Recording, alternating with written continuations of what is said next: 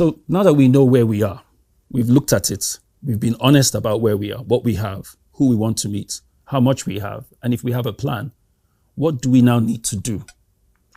Well, the first thing we need to ask ourselves is, do I need funding? Now, before you say for sure, yes, I know. How many people would you ask, do you need money? And they say, no, I'm fine. We're not just saying, do I need funding? We're saying, how much funding do you need? What exactly would you do with £10,000 right now? If I got an investor to believe in your project and give you £10,000, what would you do with it? So it's not just about saying, I need money. It's about knowing what you would do with it.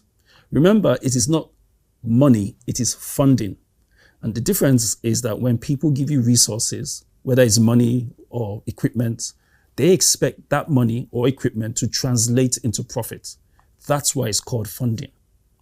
If you think in terms of funding more than you say money, you will look at money differently. You will look at it as not just something to spend or to enjoy, but something that is supposed to reproduce itself. So, what do you need in terms of funding?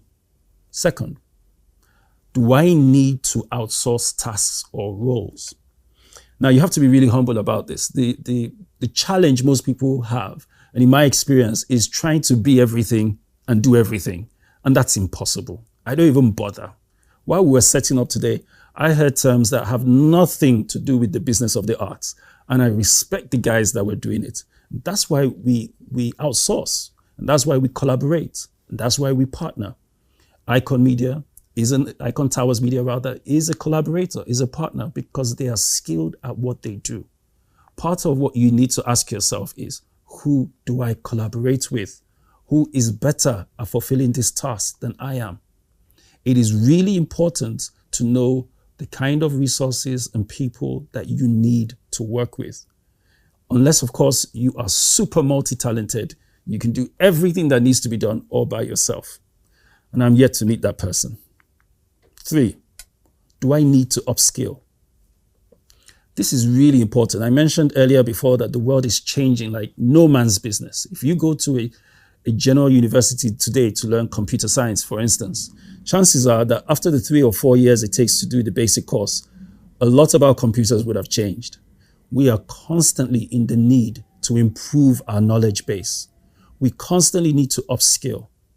It is so important, which is why courses like this are very important. Don't see it as money spent. See it as upskilling yourself, updating yourself, improving yourself. A study was recently done and it was discovered that most employees would like to work in an organization where there's learning and development opportunities above and beyond an extra quid in their salary. Yep, people realize that if you are updated, if you are learned, and if you are upskilled, you stand a better chance at a longer career. So it's no longer about waving an improved salary in front of people. They will ask themselves, do I have the opportunity to improve in this place? So you need to ask yourself, where and what are the upskilling opportunities for you? A course like this, for example, even if all it does is stimulate your thinking, challenge your status quo, it is really important that you regularly, at least once a quarter, run a course.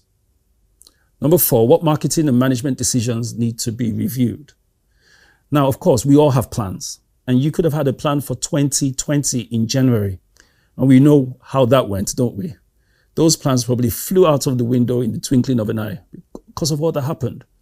It is very important to review all your plans. Even if you've set out your plan for 2022, you've done a budget, you've had your management meeting, and I've worked with many boards, many senior managers, and by December, January, they're really excited about the year.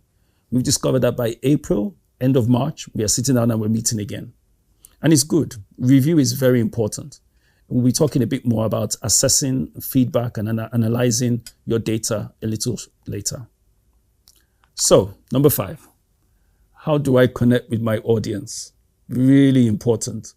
Well, there's an audience out there. As long as there are people, there's an audience. And connecting with them has become extremely important. How do people know that I'm here, that I offer this, that I'm good at this? What do I have to say? If you are a content marketer and management professional, such as myself, you would have known that the most important part of a copy is the headline. People tend to read whatever content you are offering based on your headline. The headline is not good, they skip. That means all your hard work and all your content is missed just because of your headline.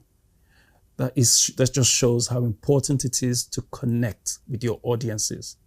We have about 3 seconds to interest people, to let them know if we are worth learning more about or not.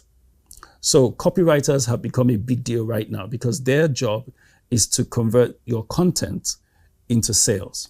My job as an arts manager is to convert your art into profitability.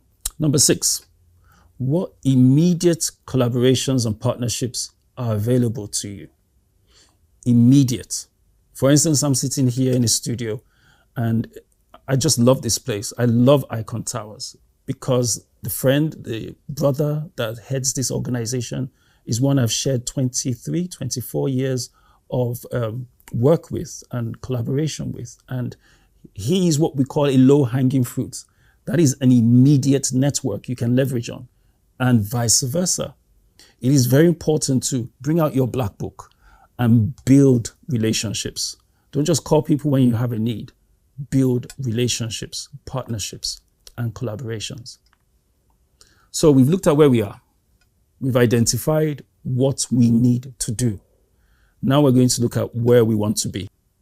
To learn more about us and where you can find these materials and do further courses, please visit the website on your screen, segunlawal.com.